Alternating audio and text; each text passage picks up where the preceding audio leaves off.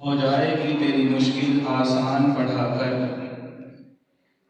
اگر پڑھنے کو تجھے کچھ نہ ملے تو چہروں پہ لکھے درد کے عنوان پڑھا کر، آ جائے گا اقبال تجھے جینے کا سلیقہ، آ جائے گا اقبال تجھے جینے کا سلیقہ، تو سرور کونین کے فرمان پڑھا کر، سبحان اللہ، اور لا ریب تیری روح کو تسکین ملے گی، تو قرب کے لمحات میں قرآن پڑھا کر۔ سبحان نبی صلی اللہ علیہ وسلم کی حدیث ہے، ما من قوم یجتمع بیت من بیوت اللہ، کوئی قوم اللہ کے گھروں میں سے کسی گھر میں جمع ہوتی ہے، الا نزلت علیہم السکینہ، تو جو لوگ اللہ کے گھر میں دین کی بات سننے کے لیے بیٹھے ہوتے ہیں ان کے اوپر اللہ سکینت نازل کرتا ہے، اور یہ سکینت ایک خاص قسم کا عجیب قسم کا سکون ہے جو پوری کائنات کے اندر صرف ان لوگوں کے حصے میں آتا ہے جو اللہ کے گھر میں دین کی بات سننے کے لیے تشریف فرما ہوتے ہیں۔ بے شک وخفت علیہم الملائکہ، آسمان کے فرشتے صرف اس مجلس میں آتے ہی نہیں بلکہ اپنے نورانی پروں کو کھول کے اس ساری مجلس کے اندر بیٹھے ہوئے لوگوں کو اپنے پروں کے اندر سمیٹ لیتے ہیں۔ سبحان اللہ، وَذَكَرَ اللَّهُ فِي مَنْ عِنْدَهُ، اور جو زمین پہ مسجد میں بیٹھ کے اللہ کے دین کی بات سنتے ہیں، آسمان کا رب اپنے عرش کے ارد گرد اپنے نورانی فرشتوں کو جمع کر کے ان سارے لوگوں کا تذکرہ فرماتے ہیں۔ سبحان اللہ، اور آج اس مجلس کے اندر اللہ کے فضل و کرم سے اور اس کی توفیق سے میں اللہ کی پاک کتاب قرآن مجید کے حوالے سے چند باتیں آپ کے سامنے رکھوں گا۔ میری طرف نہیں دیکھنا کہ بات کون کر رہا ہے، ان کی طرف نہ دیکھیے گا پروگرام کس نے رکھا ہے، مت دیکھیں مجھے دعوت کس نے دی ہے، صرف یہ دیکھیے گا کہ ہم کس رب العالمین کے گھر میں بیٹھے ہیں اور کس رب العالمین کی کتاب قرآن مجید کا تذکرہ ہو رہا ہے۔ کون ہے رب جس کے قرآن کا تذکرہ میں کرنے لگا ہوں؟ ادھر توجہ کریں، دروازے کھلتے رہنے ہیں، بچوں نے آتے جاتے رہنا، توجہ گفتگو کی طرف کریں، جزاک اللہ خیر۔ کون ہے وہ رب العالمین جس کے قرآن کا تذکرہ ہونے جا رہا ہے؟ کائنات کے اندر جس زمین کے اوپر ہم زندگی بسر کر رہے ہیں، یہ زمین تیسرا حصہ ہے، بقیہ کے 3 حصے زمین کی جگہ پہ پانی موجود ہے، اور یہ اتنی بڑی زمین ہے کسی انسان نے پوری زمین کا سفر کبھی نہیں کیا ہے۔ اس زمین سے ہم آسمان کی طرف دیکھتے ہیں، آسمان پہ ایک سورج نظر آتا ہے، اور سورج بظاہر ایک فٹ بال کی جتنی حیثیت رکھتا ہے، لیکن سائنس اس نتیجہ پہ پہنچ چکی ہے ہماری زمین جیسی 12.5 لاکھ زمینیں ہوں تو اس سورج کے اندر داخل کی جا سکتی ہیں۔ سورج اتنا زیادہ بڑا ہے، اور سورج اتنا بڑا ہے، اور اس کے بعد کئی سیارے ہیں جو سورج سے بھی کئی گنا زیادہ بڑے سیارے ہیں۔ میں تفصیل میں نہیں جانا چاہتا، لیکن ایک سیارہ ہے سائنس کو جاننے والے، پڑھنے والے، پہچاننے والے جانتے ہیں، ایک بڑا سیارہ ہے جس کو وی وائی کارنس میجرس کہا جاتا ہے۔ وہ اتنا بڑا سیارہ ہے، 90 کروڑ سورج ہوں تو اس ایک سیارے کے اندر داخل کیے جا سکتے ہیں، اور اس کے بعد اتنے سیارے ہیں، ان سیاروں کو جمع کیا جائے ایک آسمان کے جتنا بھی نہیں بنتا ہے۔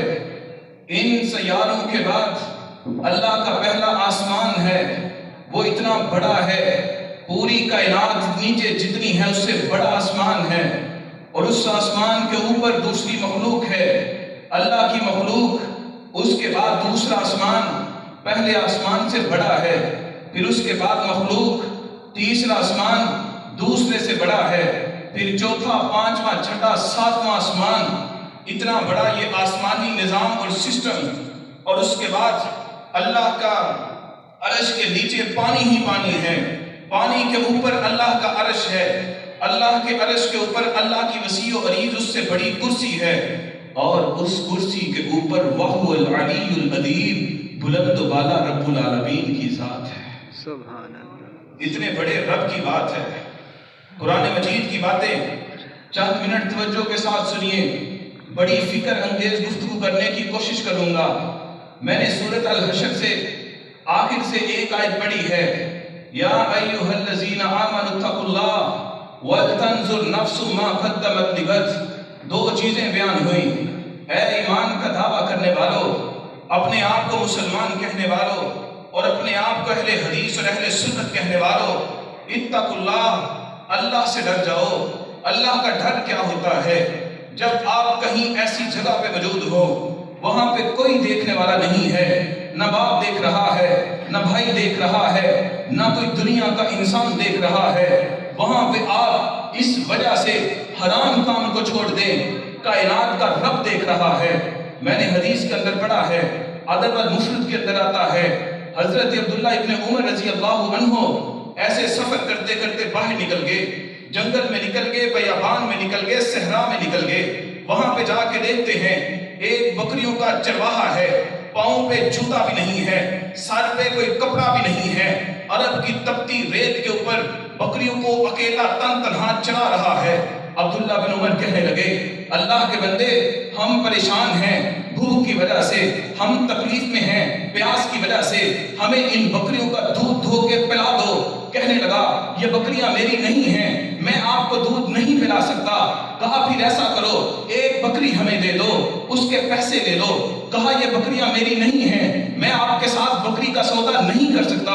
کہا بکری ہمیں دے دو، ہم اس کا کھانا بنائیں گے، کھانا تمہیں بھی ساتھ میں کھلائیں گے، تمہیں پیسے بھی دے دیں گے۔ کہا اگر مالک پوچھے تو اس کو کہہ دینا ایک بکری کو بھیڑیا کھا گیا ہے۔ وہ نوجوان کہنے لگا، میرا روزہ ہے، میں تمہیں اس شرط پہ بھی بکری نہیں دے سکتا کہ میں تمہارے ساتھ دوپہر کا کھانا کھا لوں گا۔ عبداللہ ابن عمر فرمانے لگے، اتنی گرمی کے اندر، اتنی شدت کے اندر اس نوجوان نے روزہ رکھا ہوا ہے، نہ تو رمضان کا مہینہ تھا، نہ اور سوموار اور جمعرات کا دن تھا، نہ ایام 20 کے دن چل رہے تھے، یہ مصنون روزے ہوا کرتے ہیں، اس نے ان کے علاوہ بھی روزہ رکھا تھا۔ کہنے لگے، میں اس کو آزمانے لگا کہ مجھے بکری دے دو، پیسے تم لے لینا، افطاری بھی ہمارے ساتھ کر لینا، تمہارے لیے کھانا بھی بنائیں گے، دسترخوان بھی سجائیں گے۔ جب مالک پوچھے اس کو کہہ دینا کہ ایک بکری کو بھیڑیا کھا گیا ہے۔ قربان جائیے اس نوجوان کے ایمان کے اوپر اور اس کے دل میں موجود اللہ کے ڈر کے اوپر۔ وہ نوجوان کہنے لگا، اے عبداللہ بن عمر، میں اپنے مالک کو تو کہہ دوں گا کہ ایک بکری کو بھیڑیا کھا گیا ہے، لیکن مجھے بتاؤ فَأَيْنَ اللَّهُ، بتاؤ اللہ کہاں ہے؟ اللہ کو کیا جواب دوں گا؟ پھر میں کہا کرتا ہوں، یہ نوجوان آج کے نام نہاد اور پڑھے لکھے نوجوانوں سے بہتر تھا جو دنیا کی تعلیم حاصل کرتے ہیں، دنیا میں میٹرک کیا، ایف ایس سی کی، یونیورسٹیوں کی تعلیمیں حاصل کی، دنیا کی بھاری بھاری فیسیں ادا کر کے یونیورسٹیوں میں جاتے رہے، کالج میں جاتے رہے، ٹیوشن جاتے رہے اور باہر کے دھکے کھاتے رہے، یورپ میں جا کے تعلیم حاصل کرتے رہے، اور اس کے بعد سمجھنے لگے میں بہت سمجھدار ہوں، انٹرنیٹ کا پیکج کروایا، یوٹیوب پہ براؤزنگ کی، واٹس ایپ پہ ننگی اور برہنہ فحاشی پہ مبنی تصویریں منگوائی اور ان پہ بعد موبائل کے اوپر لاک لگا کے بستر کے اندر سردیوں میں منہ کو چھپا کے اپنا منہ کالا کرنے والا اور اپنی تنہائیوں کو نپاک کرنے والا یہ سمجھتا ہے میں رب العالمین سے چھپ گیا ہوں۔ ان نام نہاد پڑھے لکھے نوجوانوں سے وہ عرب کا ان پڑھ اور پاؤں سے ننگا اور سر سے ننگا وہ نوجوان ہزار نہیں بڑھ کے کروڑوں درجہ بہتر تھا۔ بے شک، سبحان۔ اور فرمایا وَلْتَنْظُرْ نَفْسُ مَا قَدَّمَتْ لِغَدٍ، اے مسلمانوں تم سوچو تم اپنے کل کے لیے کیا جمع کر رہے ہو، تم نے اپنے کل کے لیے کیا کیا ہے، تم نے اپنے فیوچر کی کیا پلاننگ کی ہے۔ دنیا کے انسان ہم دیکھتے ہیں، بڑا بھائی کہتا ہے اوے پڑھ لو، محنت کر لو، کل کو فیوچر بہتر ہو جائے گا.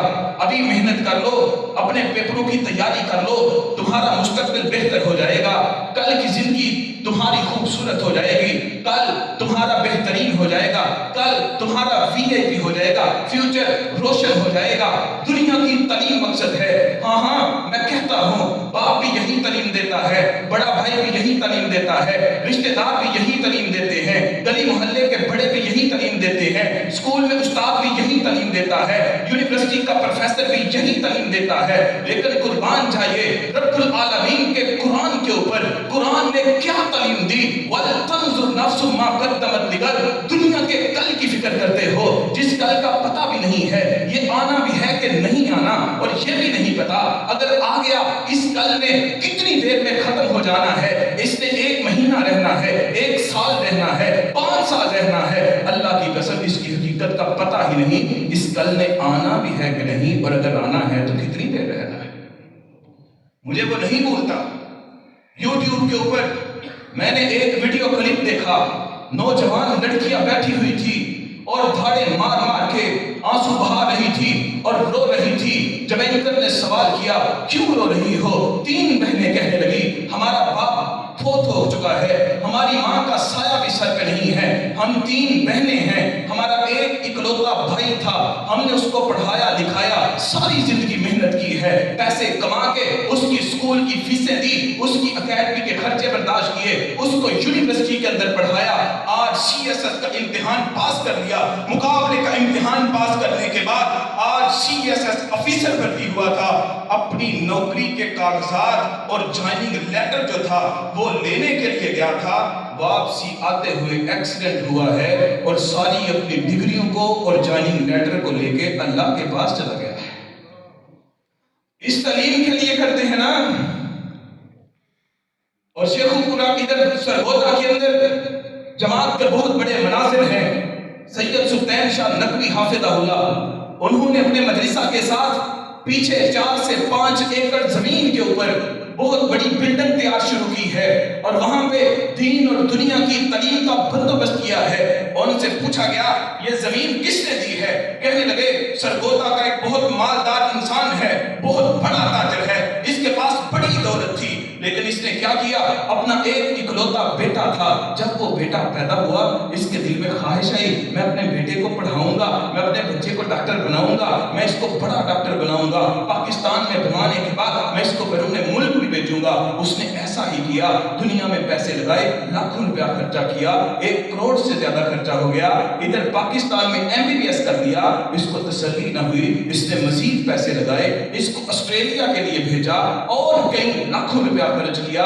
وہاں پہ اس نے مزید اسپیشلائزیشن کی ہے اور وہاں پہ ہاؤس جاب کی ہے. وہاں پہ ماہر ترین ڈاکٹر بننے کے بعد جب پاکستان واپس لوٹتا ہے, اسلام آباد کے ایئرپورٹ پہ فلائٹ آتی ہے, یہ اکلوتا بیٹا, اس کا باپ اس کو ریسیو کرنے کے لیے جاتا ہے, اپنی گاڑی کے پیچھے بٹھاتا ہے, دل کا دورہ پڑتا ہے, ڈاکٹریٹ کی اور دنیا کی ساری ڈگریاں لے کے ملک الموت کے پاس اللہ کی طرف چلا جاتا ہے. کئی غم بھی انسان کو سنوار دیتے ہیں.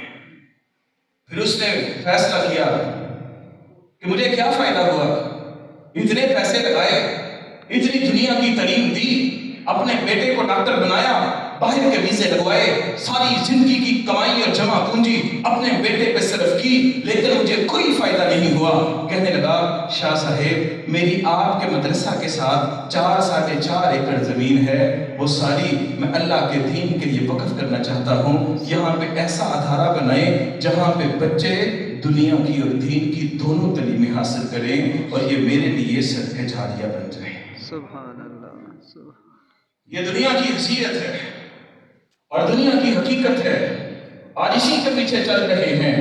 اور قرآن نے سورۃ الحشر کی 7ویں آیت میں کیا کہا, اے ایمان والو وَلَا تَكُونُوا كَالَّذِينَ نَسُوا اللَّهَ فَأَنسَاهُمْ أَنفُسَهُمْ. تم ان لوگوں کی طرح نہ ہو جانا جو اللہ کو بھول بیٹھے, وہ حقیقت میں اللہ کو نہیں بھولے بلکہ وہ اپنے آپ کو بھول گئے ہیں. میں اس آیت کے اوپر غور کرتا ہوں اور میں یہ سوچتا ہوں, حیران بھی ہوتا ہوں کہ جو اللہ کو بھولے وہ حقیقت میں خود کو کیسے بھولے ہیں. ہاں پھر میرے ذہن میں اللہ رب العزت یہ بات ڈال دیتا ہے کہ جو اللہ کو بھولتا ہے اس کی مثال کیسے ہے. گویا کہ اس کو دنیا تو یاد ہے، اس کو دنیا کی پراپرٹی تو یاد ہے، دنیا کی گاڑیاں تو یاد ہیں، دنیا کی نوکری تو یاد ہے، دنیا کی کرسی تو یاد ہے، دنیا کے عہدے تو یاد ہیں، دنیا کے پلاٹ تو یاد ہیں، دنیا کے مربے تو یاد ہیں، دنیا کی چدراہٹ تو یاد ہے، دنیا کی ٹھاٹ باٹ تو یاد ہے، دنیا کا اٹھنا اور بیٹھنا تو یاد ہے، سب کچھ یاد ہے۔ اس کو قبر یاد نہیں، اس کو حشر یاد نہیں، اس کو اپنی موت یاد نہیں، اس کو جہنم یاد نہیں، اس کو اللہ کا حساب کا وقت یاد نہیں۔ جو سب کچھ یہ بھول جائے، جس کو ماں باپ یاد نہ ہو، جس کو رشتہ دار یاد نہ ہو، جس کو گلی محلے کے اندر بیوہ عورتیں تڑپتی ہوئی لوگوں سے مانگتی ہوئی رہیں لیکن اس کو وہ یاد نہ ہو، گلی محلے کے یتیم بچے لوگوں کے سامنے بلکتے رہیں، پیاسے رہیں، بھوکے رہیں، اس کو یاد نہ ہو، رشتہ داروں میں کوئی بہن اور بھائی پریشانی کی زندگی بسر کر رہا ہے، اس کو یاد نہیں۔ حقیقت میں یہ ایسے ہی ہے، یہ سمجھتا ہے میں بڑا سمجھدار ہوں، اللہ کا قرآن کہتا ہے اس کو کچھ بھی یاد نہیں۔ حقیقت میں یہ ایسے ہے جیسے اپنے آپ کو بول چکا ہے۔ اور یہ مت سمجھیں کہ دنیا کی ڈگریاں ہیں اور دنیا کے اندر میرا سٹیٹس ہے، دنیا کے اندر نوکری ہے تو میں دنیا میں اسکیل کو حاصل کر لیا ہے۔ دنیا میں دیکھتے ہیں کوئی چوتھے گریڈ کا ملازم ہے، کوئی درجہ چہارم کا ہے، کوئی 9ویں اسکیل کا ہے، کوئی 12ویں اسکیل کا ہے، کوئی 14ویں اسکیل کا ہے، کوئی 16ویں کا، کوئی 17ویں کا، 18ویں کا، 20ویں کا، 21ویں کا، 22ویں اسکیل کا ملازم ہے۔ یہ دنیا کے جھوٹے اور وقتی اور بناوٹی اسکیل ہیں، دنیا کے گریڈ ہیں، ان کی کوئی حیثیت نہیں ہے۔ لیکن قربان چاہیے اللہ کے قرآن کے اوپر، اللہ نے قرآن مجید کے اندر کہا میری نظر میں صرف 2 ہی گریڈ ہیں، 2 ہی اسکیل ہیں۔ اللہ وہ کون سے گریڈ ہیں، وہ کون سے اسکیل ہیں؟ اللہ ہمیں بھی تو پتہ چلے نا۔ بڑی اللہ کا قرآن فرمایا لا یستوی اصحاب النار و اصحاب الجنہ، 2 گریڈ ہیں، ایک جنت ہے ایک جہنم ہے۔ اور مت سمجھنا دونوں برابر ہیں، جو گناہ کرتا ہے، جو بدکاریاں کرتا ہے، نظروں کی حفاظت نہ کرتا ہے، کانوں سے گانے سنتا ہے، قدموں سے چل کے حرام کاموں کی طرف جاتا ہے، ہاتھوں سے پکڑ کے شرابوں کے جام لاتا ہے، اور زبان سے ہر وقت گانے گنگناتا ہے، اور گندی اور بری اور شرک پہ مبنی قوالیاں کرتا رہتا ہے۔ اپنے دماغ کے اندر سوائے کھنڈ کے کچھ بھی نہیں پڑا ہوا ہے، جس کی ساری زندگی دنیا کے میچوں کے اوپر گزر گئی، دنیا کی کھیل کے اوپر گزر گئی، دنیا کے مزوں کے اوپر گزر گئی، دنیا کی آسائشوں کے اوپر گزر گئی، دنیا کی رنگینیوں کے اندر گزر گئی، اور دنیا کی سوچ اور فکر میں گزر گئی۔ مت سمجھنا یہ اور وہ جو اللہ کے سامنے روتا ہے، اللہ کے سامنے گڑگڑاتا ہے، اپنے آپ کو چھوٹا چھوٹا سمجھتا ہے، رب کے حضور دعائیں کرتا ہے، نمازوں کی پابندی کرتا ہے، چہرے پہ داڑھی کو سجاتا ہے، اپنی شلوار ٹخنوں سے اونچی رکھتا ہے، 5 وقت کی نمازوں کے ساتھ ساتھ رات کو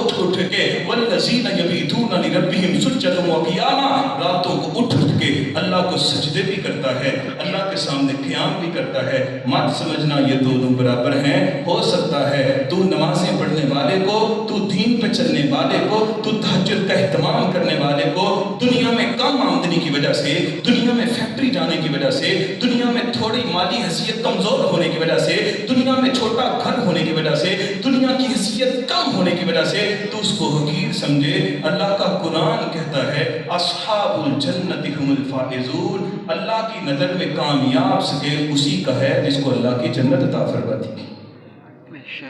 اور یہ چیزیں کہاں سے پتہ چلتی ہیں؟ یہ اللہ کے قرآن سے پتہ چلتی ہیں۔ میرے محترم پیارے بھائیوں، قرآن مجید سے پتہ چلتی ہیں۔ اور آپ کو پتہ ہے قرآن کیسی عظیم کتاب ہے، ایسی عظیم کتاب ہے۔ فرمایا رب العالمین نے، رب کائنات نے قرآن میں کہہ دیا لو انزلنا هذا القرآن على جبل لرأيته خاشعا متصدعا من خشية الله وتلك الأمثال نضربها للناس لعلهم يتفكرون۔ یہ قرآن ایسی کتاب ہے، یہ قرآن اے مسلمانوں، اے اہل سنت کہنے والوں، اہل حدیث کہنے والوں، اور اپنے آپ کو عاشق رسول کہنے والوں، اور اپنے آپ کو نبی کا محب اور دیوانہ کہنے والوں، یہ اللہ کا قرآن ہے۔ اللہ کہتا ہے اس قرآن کے اندر ہم نے اتنی تاثیر رکھی ہے، اتنا اثر رکھ دیا ہے۔ اللہ کتنا اثر رکھا ہے؟ فرمایا اگر اس قرآن کو پہاڑوں کے اوپر نازل کر دیتے، تم دیکھتے قرآن کی ہیبت اور تاثیر کی وجہ سے وہ پہاڑ ریزہ ریزہ ہو جاتے تھے۔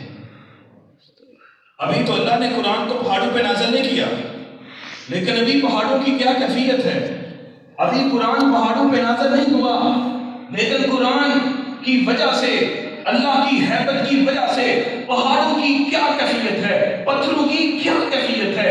अल्लाह कुरान में सूरत बनी इसराइल में कहते हैं सुम्मा कसद कुलूबुकुम मिन बादी ज़ालिका फहिया कल हिजारा औ अशद्दु कसवा। बनी इसराइल के लोगों के दिल मौजज़ात को देखने के बाद पत्थर की तरह हो गए, बल्कि पत्थर से भी सख्त हो गए। मैं सोचता हूँ अल्लाह, हम तो नर्म नाजुक से इंसान हैं, हमारा जिस्म बड़ा नर्म नाजुक है, हमारे जिस्म के अंदर दिल जो है वो हमारे जिस्म से भी नाजुक है, उसमें तो कोई हड्डी भी नहीं है। अल्लाह तेरा कुरान कहता है इनके दिल पत्थर से भी सख्त हो जाते हैं। अल्लाह में समझ नहीं आती। अल्लाह कहते हैं आओ समझो कुरान से। अल्लाह ने समझा दिया व इन्ना मिनल हिजारती, न कुरान पत्थरों की 3 किस्में हैं। पहली किस्म के पत्थर ऐसे हैं जो टूटते हैं उनसे नहरें निकलती हैं। दूसरी किस्म के पत्थर ऐसे हैं जो टूटते हैं उनसे चश्मे निकलते हैं। तीसरी किस्म के पत्थर ऐसे हैं जो टूट टूट के पहाड़ों की चोटियों से नीचे गिरते रहते हैं। हम समझते हैं खबरों में आता है ये लैंड स्लाइडिंग हो रही है।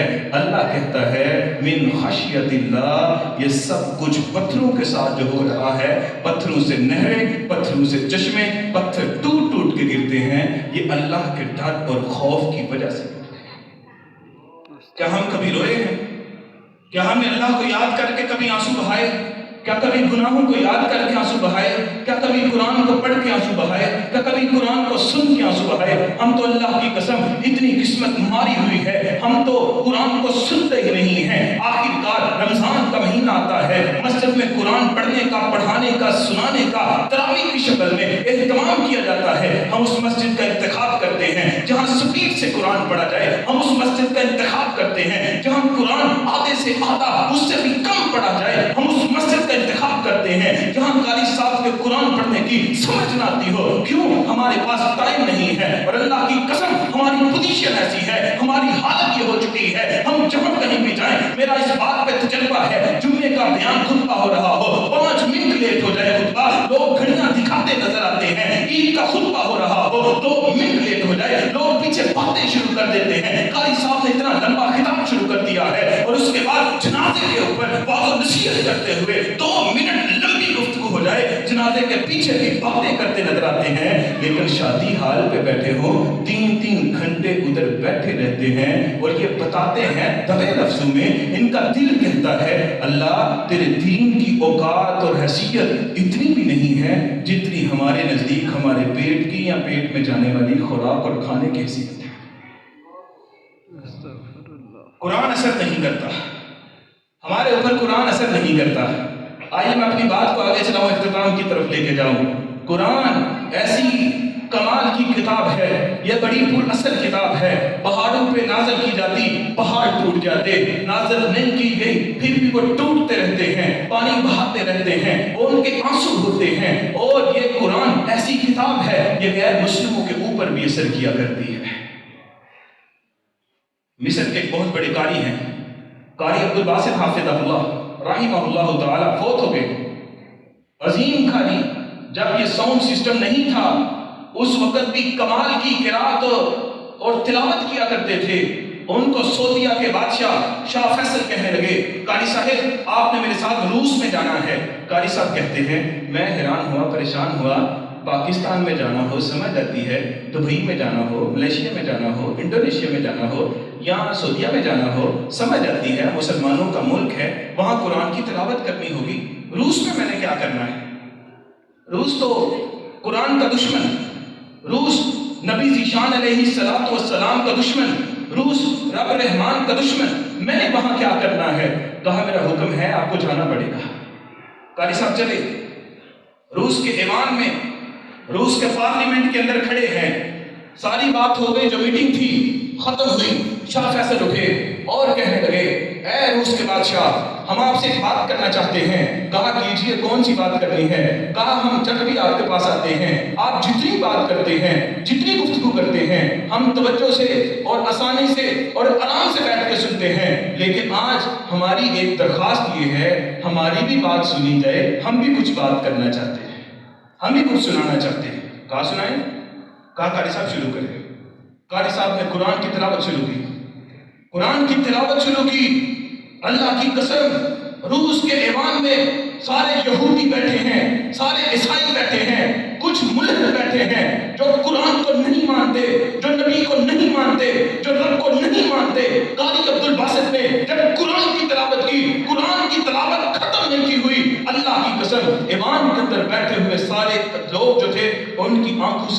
लगातार आंसू जारी थे।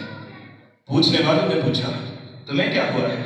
कहा, पता ही नहीं चला, ये कोई कलाम ही ऐसा था, हमें समझ ही नहीं आई। इसको सुनते गए, दिल नरम होता गया, आंखों से आंसू बहते गए, हमें कुछ समझ ही नहीं आई। ये कुरान असर करता है, ईसाइयों के ऊपर असर किया। हदीस के अंदर लिखा है, सैयदना जाफर तैयार रज़ी अल्लाहु अन्हु ये हबशा के अंदर गए, नजाशी के दरबार में। वाक़या तफसीली है लेकिन मुख्तसर सुनाता हूँ। उसके दरबार में गए, वहां पे बात हुई। हजरत जाफर कहने लगे, ऐ बादशाह, हम आपको वो कलाम सुनाना चाहते हैं जो हमारे नबी पे नाज़िल किया गया है, जो अल्लाह का कलाम है। कहा, पढ़ के सुनाओ तो सही।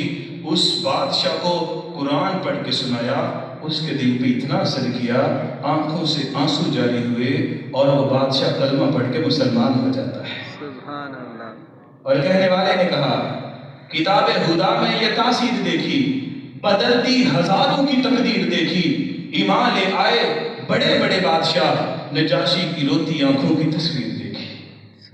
आज हमारे ऊपर कुरान असर क्यों नहीं करता?